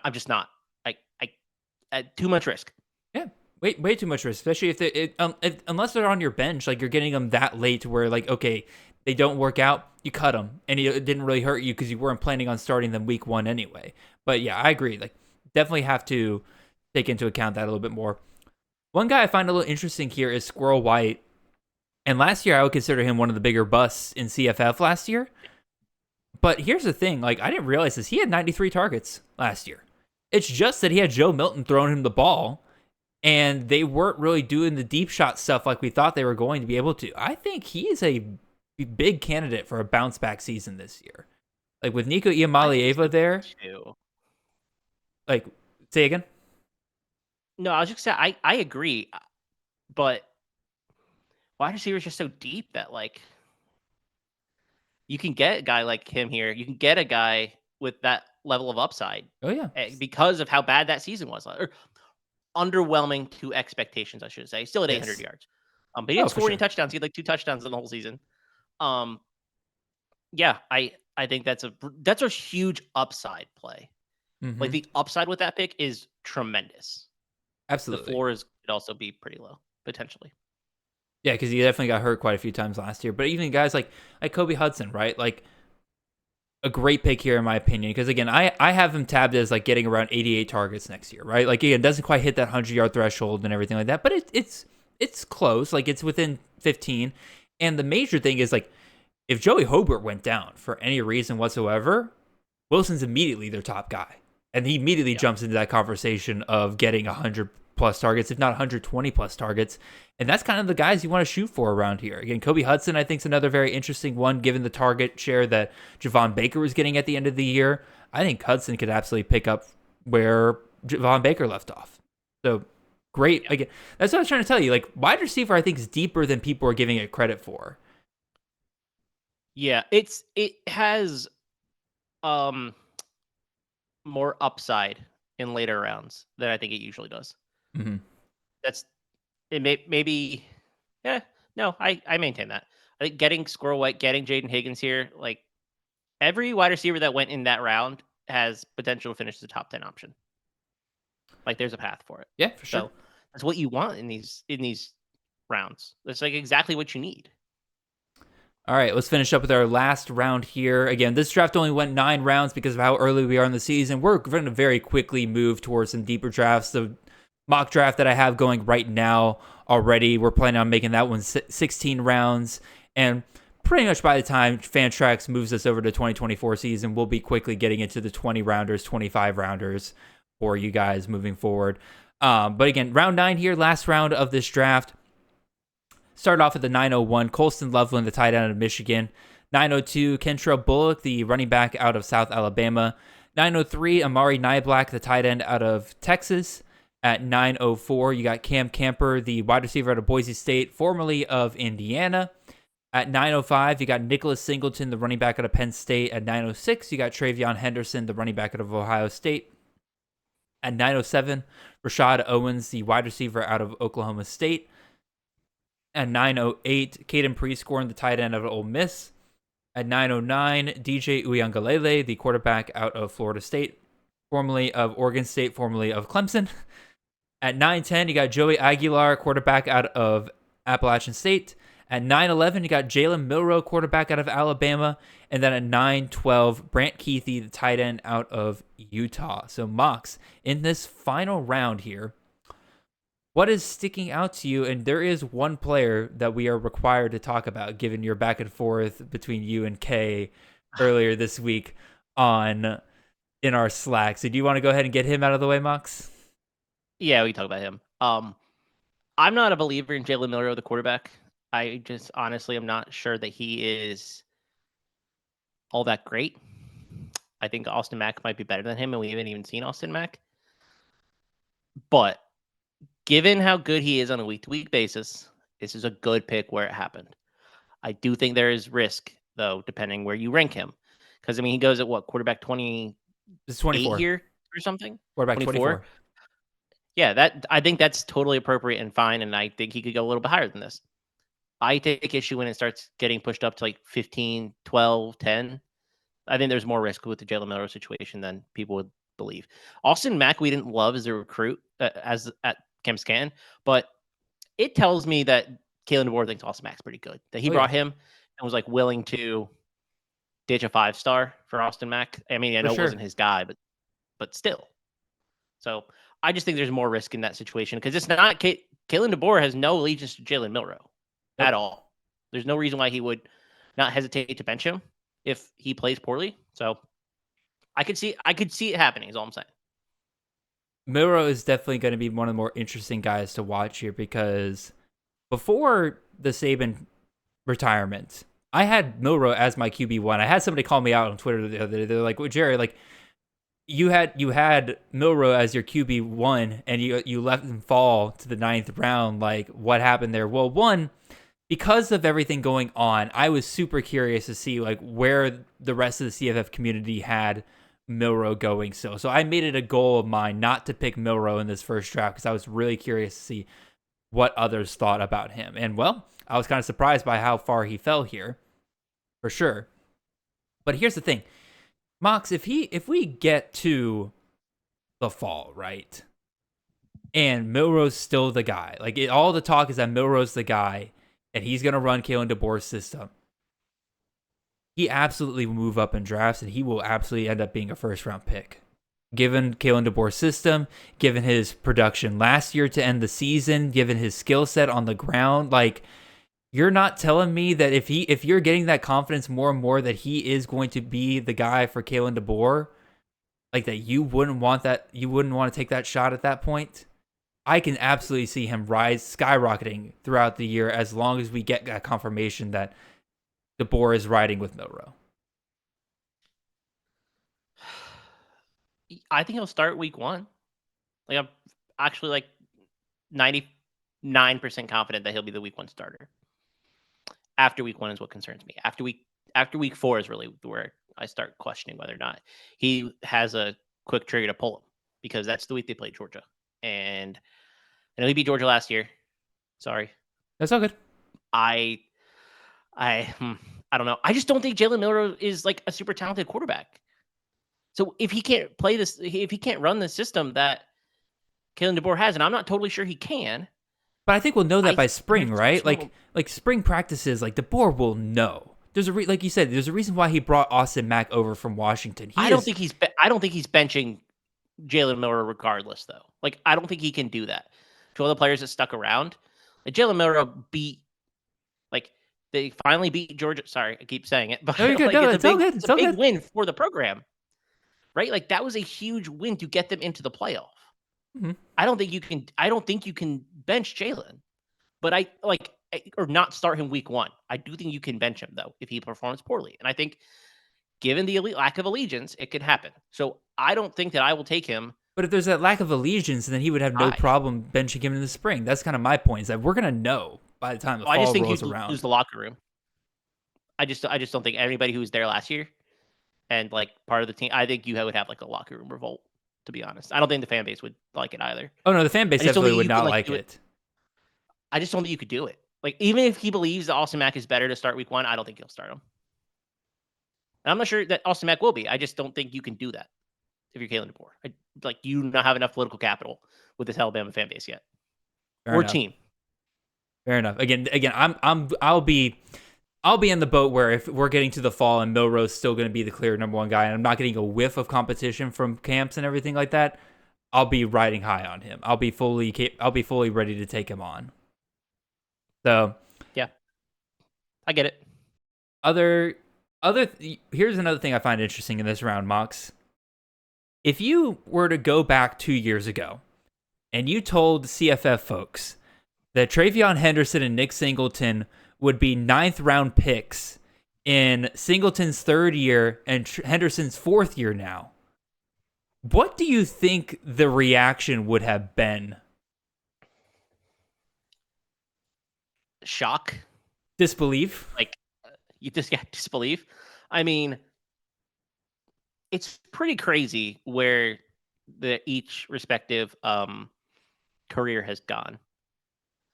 Which Henderson would be higher if it wasn't for Quinshon Judkins coming in. For sure. Obviously. And I'm not sure who I would. I'll draft whichever goes later of the two. Like we talked about earlier, there won't be this big of a gap. Most drafts, but I think Nick Singleton had a bad year last year, but I still would take him earlier than this. The upside is just massive. Mm-hmm. Both Travion Henderson and Nick Singleton should be going rounds above this in my opinion. Because you have a path, I think, to a top 5 running back. You can see it, right? I don't know that Singleton will get there because he has Katron Allen, but an injury to either Katron Allen or Quinshon Judkins, the upside is just massive. Oh, for sure. Because these backs are probably both really good players. I know Nick Singleton has some questions about his vision, and but he can win 99% of the time in college with athleticism. That's my thought on both these guys. So I like taking a shot on them, especially in the 9th round. And again, I wonder if the draft rules had something to do with this a little bit here, where, again, some people were already capped out of the number of running backs they could take in this draft. I'm interested to see what these running backs and wide receivers start looking like in some of these other mock drafts that we're going to be able to do, where we don't have that restriction of how many guys you're supposed to have and everything by a certain round and stuff like that. So I think that'll probably push him up a little bit. Go ahead. What do you think of the Kentrell Bullock pick? Because I like it a lot. I like it quite a bit. Full disclosure, this was a guy that Austin asked me about him a couple of weeks before, and I think that's part of the reason why he took him here, is that I do really like Kentrell Bullock quite a bit. Again, LaDamian Webb is out. You're talking about a guy that was at the Power 5 level, moving down to South Alabama, was a clear backup behind LaDamian Webb this year. I think this is right around the perfect range for him, because I still think there's a possibility with the coaching change and everything like that. Again, obviously the offensive coordinator was promoted and everything like that, so you would assume they're still going to have a workhorse back role there. But there's, the slight risk of things changing up a little bit there. But, 9th round, I'll take that shot. Again, third running back, 4th, 5th running back off the board for your team sometimes, if you're that crazy to draft that many running backs by the 9th round. But I'd take that shot easily. Yeah, I think that's a really good pick there. I really, really like Bullock. I like the offense the Major Applewhite runs for running backs. And like you said, he was promoted. So I'm a fan. What about the Cam Camper pick? Or like, I don't know what to are think you about taking? Cam Camper. Are you taking a shot on any of these Boise State wide receivers? Because I think there's going to be a top wide receiver for Boise State next year. They got Malachi Nelson there, pretty much an upgrade in the passing department for their quarterback. They were still able to feed Eric McAllister last year, who I think is just going to end up flaming out at TCU. I have no clue what the hell happened there. Yeah. But even still, like Chris Marshall, former 5-star, they're bringing in Cam Camper, who at one point when he was healthy at Indiana was leading the nation in targets. So clearly a guy that is comfortable in a role, getting that much volume. Prince Strawn is a true freshman last year that we like quite a bit. Latrell Caples is a guy that a lot of people have kind of forgotten about because he got injured right before the start of last season. He was a guy that a lot of people were kind of talking about, outperformed Stephon Cobbs the year before. A lot of good options, in my opinion, Mox, but like none of them really stand out to me as like clear guys I'm going to take a shot on. Do you prefer any of those 4 guys? I guess I would prefer Camper, but like since that huge season, like 2 years ago, they got hurt, and like I have no idea what to think about him, to be honest. Like I'm not sure how good he is or isn't. But that receiver does not have a lot of competition. Chris Marshall, I don't really think anything of. He's kind of a disaster off the field, so I kind of even see him this year, to be honest. I like Prince Strong too. Was pretty good as a true freshman, pretty explosive downfield threat. But yeah, I mean, Camper's the guy I think if you're going to target somebody to target. I honestly don't know about him to be frank. So not exactly a ringing endorsement, but it is an endorsement nonetheless. Last thing I'll touch on. That offense is going to be good. Oh, for sure. It's just I don't know how good. I don't know if wide receiver is actually going to emerge or not, or it's just going to be. It could also be that Nelson's a complete bust. He could. If Nelson is a complete bust, that should be such a recruiting whiff because he was so good and so accurate. Oh yeah, in high school. Yeah, I don't know. I'm very curious to see what happens. We'll definitely see. One last thing I want to touch on this round is, again, this is just more. This to me is just more evidence that like while the elite QB options at the top are pretty shallow, there's still a lot of depth in the second tier quarterbacks because like DJ Uiagalelei, quarterback 34 last year, going to play for an offense that basically made Jordan Travis a locked-in QB 25 to 30 each year the last 2 years. Like, I think you're going to get a very safe pick in DJU there at Florida State. Joey Aguilar, quarterback 13 last year. Now, granted, he threw a crap ton of touchdowns at App State last year, but again, second year as a starter there, I really don't see how he would fall further than like QB 25. So another very safe pick there. I think that, you know, you got to take advantage of when you see a guy that performed as well as he did last year fall to that late without any real major structural change there at App State. Really kind of hard not to like that pick quite a bit. I love that pick a lot, actually. I think it's a fantastic pick. If Joey Aguilar did not go to App State and he was somewhere else, maybe with more media coverage, he goes higher in this draft. And this is like the sharpest people like in the industry. Mm-hmm. And I still don't think people really have grasped that he threw for 3,700 yards and 33 touchdowns last year. Yep. Like he was pretty good. Yeah, absolutely, for sure. And like again, like it's not like we haven't had productive quarterbacks out of the system in the past, right? Like Chase Bryce, his last year at App State was a pretty solid year for CFF. And like again, this is part of the reason why I keep my own stats for CFF each year. Like I have my own spreadsheet that like tracks people, how they go up and down throughout the season and everything. So I don't miss guys like that. Cause like I never if I didn't do that, Mox, I'd be with everybody else where like I would just have forgotten about Joey Aguilar. I would have been like, yeah, he was fine. Like, you know, like a 23 point per game kind of guy, not realizing that was good enough to get him into the top 15 of quarterbacks last year. And that's where you can try to find some value here. What was that? He didn't even start either. Ryan Burger started. Exactly. So like, and my maybe stuff. maybe that's part of it too. Exactly. So yeah, no, I love that pick quite a bit there. And again, just more of the tight ends here. A lot of, I'd say, my guy picks at tight end. Yeah. Yeah, I was listening to some of the special. I didn't want to listen to too much of it because I wanted to come in like relatively blind to this. But I this is a pick that I would make. I love the Brant Keithy pick. I can't quit. He's only played like 4 games in the last 2 years. He's hurt all the time, but when he's healthy, magic. It's magic. And so I think you could take the risk on him because heck, it's tight ends. Like you're like, what is nobody gets it right anyway. I don't think this tight end class is very good. He is a player who, if he's healthy, will be a top 5 tight end. He just has to stay healthy. Yeah, and like again, like I think it's a viable strategy that like right in this range, if this is where tight ends are going to continue to go, right, like in the 10th round, 11th round, 12th round, I would take 2 tight ends relatively close to each other in this range because like some guys here that I'll throw out real quick. Again, I know we're going long, but this is a fascinating conversation with the tight ends here. Some guys here that didn't get taken in this draft that I think are worth considering in this range. Jack Veiling, Oregon State, going to Michigan State, following Jonathan Smith. He's top 5 tight end for me right now.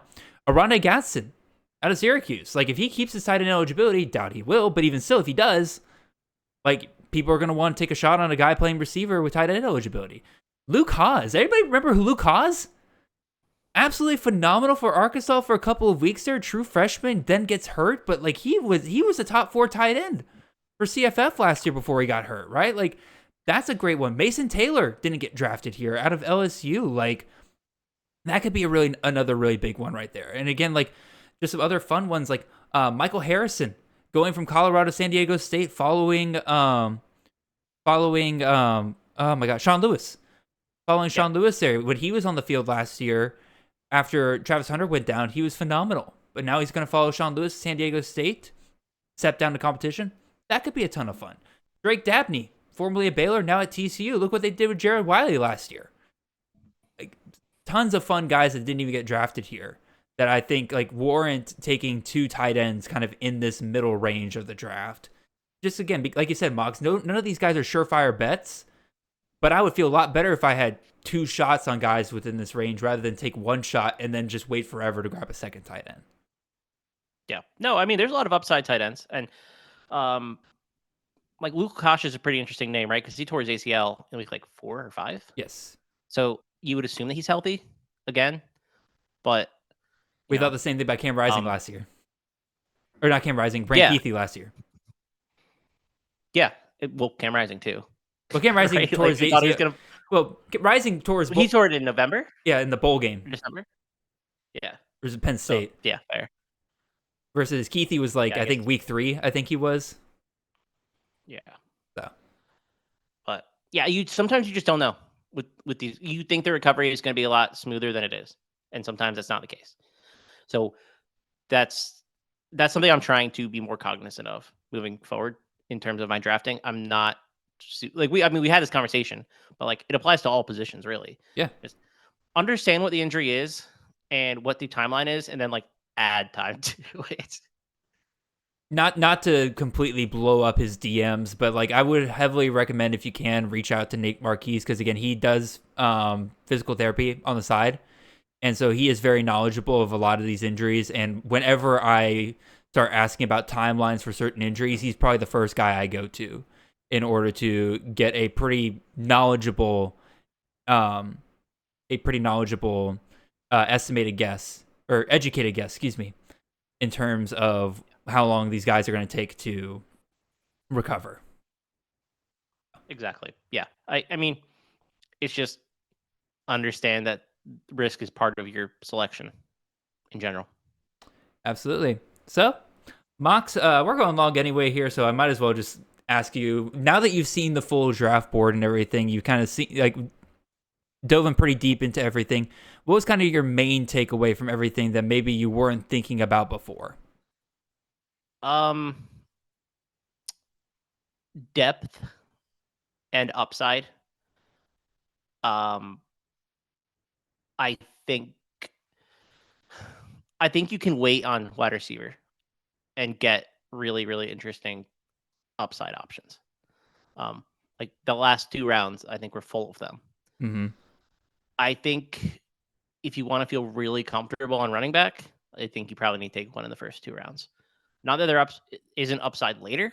It's just I'm not sure how comfortable I feel I think that waiting on running back this year. I think that Justin Leo said it really, really well in the special where he was talking about, like, it's a deep year for running back. Like, we were talking about it, Mox. Like, guys into the 5th round, we were loving at the running back position. Yeah.